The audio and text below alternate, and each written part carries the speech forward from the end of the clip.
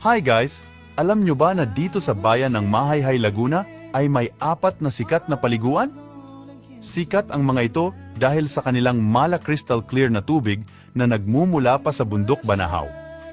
Una dito ay ang Bukal Falls na matatagpuan sa Barangay Bukal.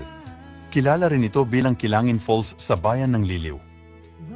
May entrance fee lamang ito na 30 pesos, environmental fee na 30 pesos din at 300 pesos naman para sa tour guide minimum of 5 persons. Kung gusto nyo itong puntahan ay magtungo muna kayo sa Barangay Hall ng Bukal para doon magbayad. 10 to 15 minutes ang trekking dito at medyo matarik ang daan kaya kailangan mag-ingat. Ang sunod naman na paliguan ay itong Dalitiwan Resort. Madali lang itong matunton dahil tabi lang ito ng kalsada.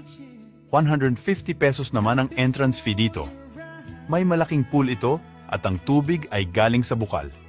Tabi lang din ito ng ilog kaya may dalawa kayong pagpipilian, ang pool o ang ilog.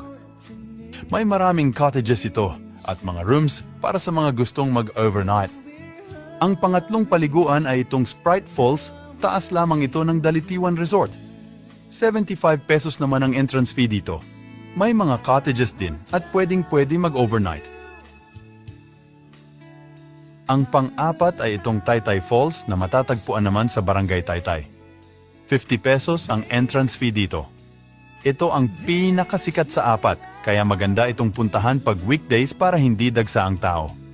Sobrang lamig at linaw ng tubig dito, kaya maganda pag may underwater camera ka. Kaya tara na sa Mahayhay, Laguna!